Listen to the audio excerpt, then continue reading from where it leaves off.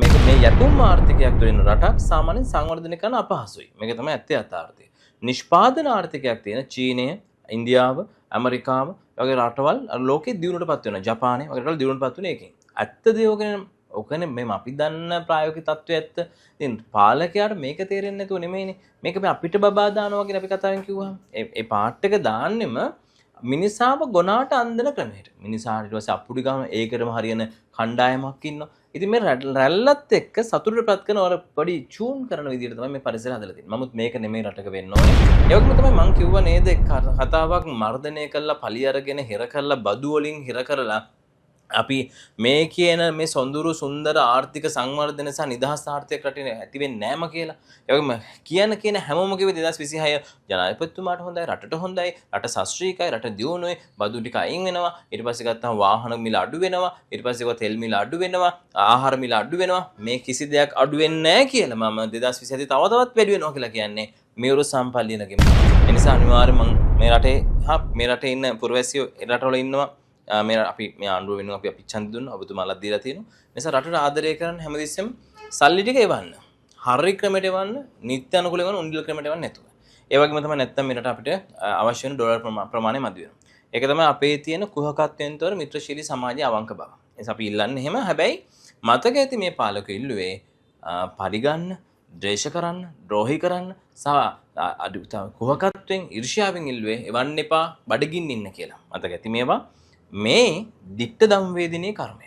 ඒ නිසා ඒකට ඔබ හසු නොවෙන්න, අපි හසු නොවෙන්න, පාලකයාට කටින් කියවෙන්න තැනට ගියා නම් ඇති. ඒ නිසා මත කියන්නේ ඒ නිසා ඩොලර් එක ඇත්තටම තවත් මේක අර පුපුරා යන තැන අපි දකින්න පුළුවන්. නොවැම්බර් දෙසැම්බර් ලබන අවුරුද්දේ තවත් මේක දෙදරා යනවා. අර කියන ජූලි අගෝස්තු සැප්තැම්බර් වෙනකොට ජූලි අගෝස්තු සැප්තැම්බර් වෙනකොට අනිවාර්යයෙන්ම 2027 ඩොලර් එක හිතා ගන්න බැරි විදිහට වර්ධනය කරන්නේ කඩා වැටීමකට ලක් වෙනවා. ඒ කියන්නේ ලංකාවේ රුපියල වැටෙන ප්‍රමාණය හිතා ගන්න බැරි විදිහට වැටෙනවා.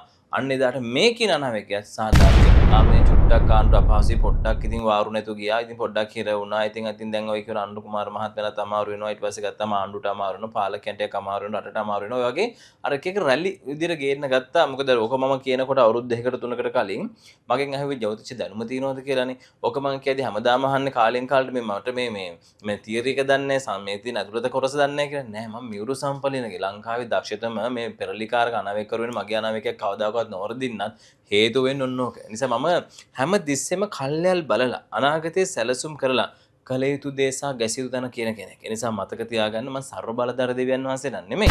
රෝහීම සහ දුෂ්ටම සහ ඊටම ජරාම කාරණේ තමයි දැන් උද්දමන අනුපාතය වැඩි වෙනවා කියන්නකො. ඒකම අර බදු ටින් නම්බ එක ගත්තේ නැති අහිංසකල අයව හිරේ දාන එක.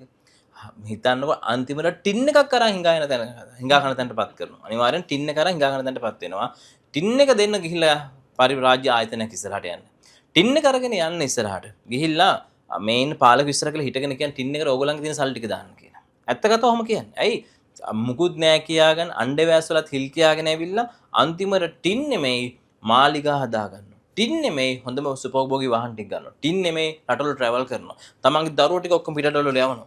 හැබැයි ඔයගොල්ලෝ ටින් එකෙන් හිඟා කරන තැනට ඇවිල්ලා තියෙනවා කියලා තැන අමතක කරන්නේ. 2027 වසරේදී අර අගෝස්තු වලින් පස්සේ මේක ඩෙඩ්ලයින් එක යන ගවර්න්මන්ට් එකක් වෙනවා කියලා කිව්වනේ. ඒක ඒ විදිහටම සිද්ධ වෙනවා. ඒ කියන්නේ එකෙන් කිව්වනේ ආණ්ඩු පෙරලා ඉවර වෙනවා කියලා. මුක්කු ගහගෙන ජාත්‍යන්තරයෙන් යම් දේවල් වරප්‍රසාද වෙන ගේම් වලින් ඇජෙන්ඩාස් වලින් පාලනය කරලා යන්න පුළුවන්. හැබැයි අර 2029 දී සම්පූර්ණයෙන්ම අලුත් පාලක කණ්ඩායමට සූදානම්. මොකද එදාට ටීම් එකක් සංවිධාන පක්ෂයක් ලංකාවේ තුල අලුත් පාලනට එනවාමයි. මම මියුරු සම්පල්ලියන නැවත කාරණා දෙකක්. එකක් රට තුල ජනවාර්ගික අර්බුදයක් ඇති නොවෙන්න. රට තුල නැවත ජාත්‍යන්තර ශස්ත්‍ර සංවිධාන වල ඉන්න ශස්ත්‍රවාදීන් රට තුල නොවෙන්න වගේ බලන්න. මොකද අර ඉරාන් වල යුද්ධය ඇති වෙනකොට මෙහෙට තමයි රින්ගන්නේ. ඊශ්‍රායල යුද්ධය ඇතිවෙන පලස්තීන වල රින්ගන්නේ මෙහෙට.